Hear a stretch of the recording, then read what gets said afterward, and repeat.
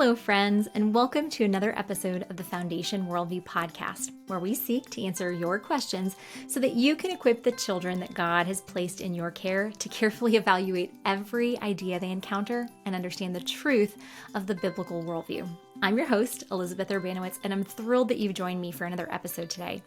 Today's question says, I have heard you talk a number of times about the dangerous effects of screen usage on children, especially young children. If you believe excessive screen time is dangerous, why do you create video-based curriculums? That is such a great question, and it's one that I'm actually super excited to answer because everything we do here at Foundation Worldview is very purposeful. So I'm looking forward to giving you a sneak peek into just a little bit of the behind the scenes here at Foundation Worldview. Now, before we dive down deep into answering this question, I would ask that if you have found the content of this podcast beneficial, that you would like and subscribe to make sure that you never miss a future episode. I would also ask that you would invest the time in writing a review so that others can find this content and we can equip as many adults as possible to get the kids in their care thinking critically and biblically.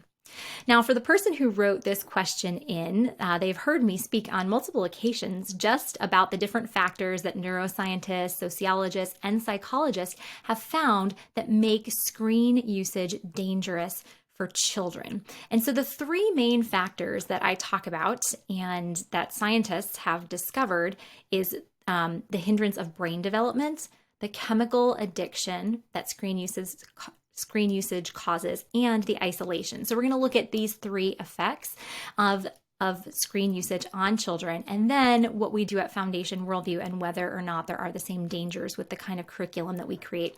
So the first danger is just hindering brain development. That neuroscientists have found that consistent screen usage for entertainment purposes that involves no in-person human interaction, what it does is it circumnavigates the synapses in the prefrontal cortex in the brain. And so the prefrontal cortex is the reasoning portion of the brain and also the portion of the brain that's in control of executive functioning. So like organization, time management, self-control, impulse control, those kind of things. And so when children replace human interactions with screen interactions that are solely based for the purpose of entertainment, they're not using this prefrontal cortex, the reasoning part of their brain. And then after a while, after those neurological connections, the synapses in that region of the brain are no longer used for a long period of time, what the brain does is the brain actually prunes away those connections to make room for the connections that are used a lot. So consistent screen usage really hinders brain development.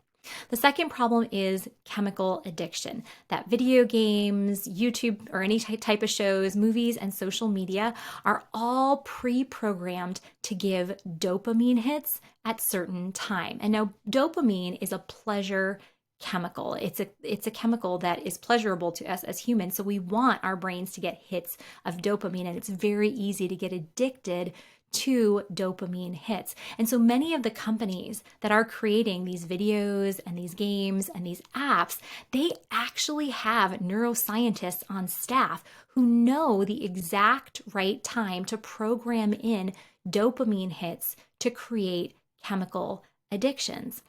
And so they're not doing this willy-nilly or haphazardly. There's actually a science behind it. And now the dangerous thing about this is when our children are consistently receiving these hits of dopamine, like in a video game or in a TV show or on a social media app, the brain is flooded with too much dopamine. Now, we really like that feeling when our dopamine receptors are absorbing all of that dopamine. It feels really good for us. But what happens is our brains were not designed naturally to get the amount of dopamine that is given when we participate in a video game or a fast-moving show or a social media app. And so when our brains are flooded with that much dopamine, what happens is our brains say, okay, this is too much dopamine. So the dopamine receptors either shrink or are killed off. Now, this is the exact same thing that happens with drug usage. This is why drug usage is so addictive, because it's this rush of dopamine. But then as the dopamine cells are killed, or the dopamine receptors are killed off, you constantly need a larger and larger amount of dopamine to get the same feeling. So that's why drug addicts need more and more intense doses of the drug to get the same high. And the same thing is happening to our children. And as I've mentioned in previous podcasts, that addiction to these forms of media, especially video gaming, is more intense than a cocaine addiction. Sorry, I don't know why I said that wrong. Cocaine addiction. As I've mentioned in previous podcasts, we recommend that you check out the organization Screen Strong for more information on how you can help break these chemical addictions that your children may already have to some of these screen-based forms of entertainment. Then the third main problem with screen-based entertainment is isolation. That most of these forms of screen-based entertainment involve little to no in-person human interaction. Every once in a while, a group of kids might be gaming together, or they might be gaming with a friend online, and then you can hear their voice, in your headphones, but you're not actually in person with them, which that's the type of friendship that really causes us as humans to flourish. So this isolation from all of these screen-based forms of entertainment leads to a failure to develop proper social skills and leads to a higher risk of unhappiness, anxiety, depression, and suicide. Now, don't mishear me. I'm not saying that simply because a kid is on screens, they will automatically be depressed. That's not what I'm saying. But researchers have found that there's a direct correlation between how much time kids spend on screen-based entertainment and their levels or their risk of unhappiness, anxiety, depression, and suicide. So these are three big risks, hindering brain development, chemical addiction, and all the negative effects of isolation. So then the question is, okay, Foundation Worldview, if you know that screen-based entertainment has these negative effects on kids, why do you create video-based curriculum? So let me explain. As a teacher, those of you who have followed our ministry for a while, you know that I spent the first decade of my professional career in a classroom as a teacher, teaching third graders at a Christian school. And one thing I found in the classroom is anytime I was asked to teach a subject that I was not comfortable with, I tried to avoid that subject, maybe save it for the end of the day, because I was very, very nervous teaching that subject. One of the subjects I was most nervous about teaching was spelling. I grew up under the whole language regime, which was basically, kids don't need to learn phonics. They don't need to learn the letter sounds. They don't need to learn how to decode words. They don't need to learn how to spell. Just, put them in a text-rich environment, a place where there's tons of books, and they'll figure it out on their own. Well, some kids figured it out. I didn't. My mom had to teach me how to read at home. But one thing I was never taught was spelling. So when I first started teaching, I was a terrible speller, and I didn't know how to teach our school spelling curriculum because we actually taught the 6 different syllable types and how they were used.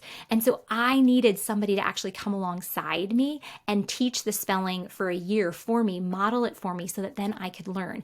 And before that person came alongside me, I would always save spelling for the end of the day and think maybe we won't have time for it because I was so nervous. What if the kids ask me a question that I don't know, or what if I answer a question incorrectly and I ruin, their ability to spell? So I knew when creating these curriculums for Foundation Worldview that we're covering topics in theology, worldview, and apologetics, which most parents don't have time to sit down and become experts in.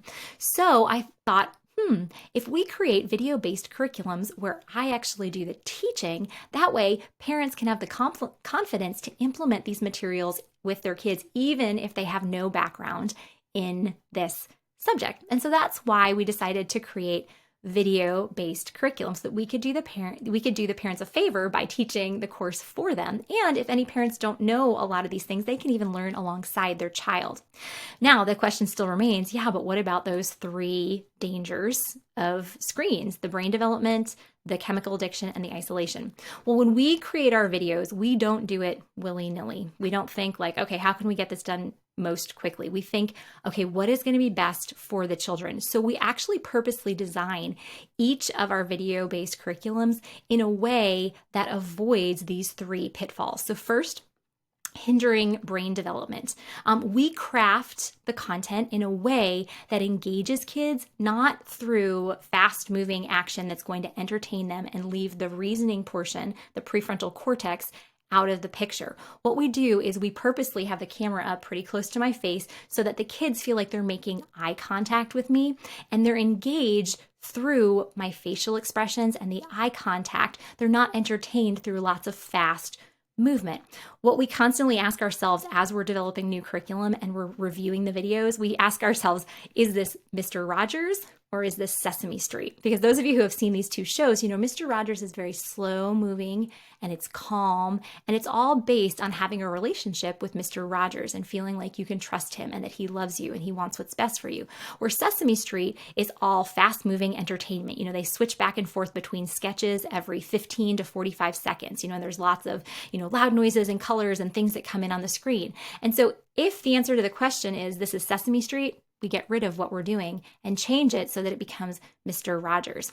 And so we ask this question and we purposely implement activities in the curriculum that stimulate multiple regions of the brain and promote healthy brain development. Like one thing that we have kids do a lot is we have them draw pictures or symbols to represent things that they've been learning. And so I know probably a lot of people are thinking, oh my goodness, do we have to do another art activity? Well, no, we didn't include that in the curriculum as an art activity. But what brain researchers have found is that when children have to present information in a way that doesn't involve language, if they have to develop some sort of symbol or picture to represent it, multiple regions of the brain are stimulated, therefore helping them understand the concept at a deeper level and ingraining it in their long-term memory. So we're not just like, oh, let's do, a fun picture activity. We're thinking, no, this is what's going to be best for their brain development. If we have them create a non-linguistic, so non-word representation of this concept, it's going to stimulate different regions of their brain and help make sure that that is ingrained in their long-term memory. So we completely avoid any hindrance of the development of the prefrontal cortex and instead implement activities that are going to stimulate the growth of multiple regions of the brain. Second thing, the chemical addiction. We purposely in our videos leave out any graphics or actions that would lead to a dopamine hit. In fact, as I am recording this podcast, I just got finished reviewing all of the videos for our next curriculum, our Attributes of God curriculum for kids 4 on up. And when I received the first video from our video crew, there was this one graphic that was a star that was flying really quick in front of the screen. And I knew that that would be a dopamine hit for kids. And so I told our video team, we need to take that star out. I know that it's engaging. I know that it's exciting, but what it's going to do is it's going to give the brain a hit of dopamine and continue building this chemical addiction. So we need to take it out. And so we actually have at certain points received criticism from people who have implemented our curriculum saying, the videos, they just don't compare to what my kids are seeing on YouTube. They're just not as engaged. And we say, we know. And it's for a purpose. We are actually trying to help retrain a child's brain to be engaged with eye contact with a person rather than just being entertained by fast-moving objects that are going to give dopamine hits. So in our videos, we are actually helping to retrain the brain away from this chemical addiction. And then the third problem is isolation. That screens cause that isolation. Every single one of our teaching videos requires human discussion and adult interaction. So there's always a point where the children are turning and talking to the adult that is with them, or if they're in a classroom setting, to another child who is there with them. And this was another thing that when we created the first curriculum, Foundation Comparative Worldview Curriculum, and we had people review it, a number of people came back with the feedback saying, parents would like this a lot more if it was just a half-hour video that they could play for their kids and they could get a half-hour of free time while their kids just watch this video. And we thanked those people for their feedback that said, that really goes against our philosophy, that screen time really leads to isolation. We're trying to help develop stronger family relationships and help parents engage with their kids as they're covering these concepts of truth.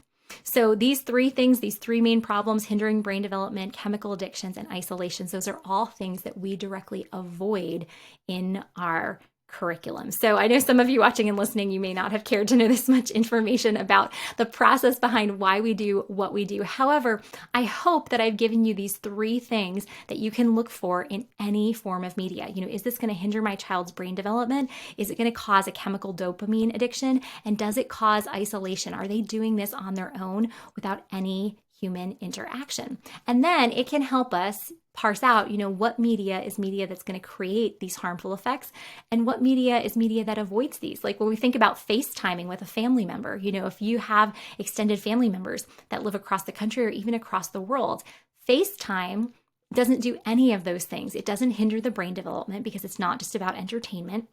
It doesn't provide dopamine hits, and it doesn't lead to isolation. It actually leads to connection with a family member or a loved one who's not able to be seen on a regular basis. So if we can just ask ourselves these questions about brain development, chemical addiction, and isolation, that can be really great guidance for us as we consider the forms of media that we allow our children to engage in.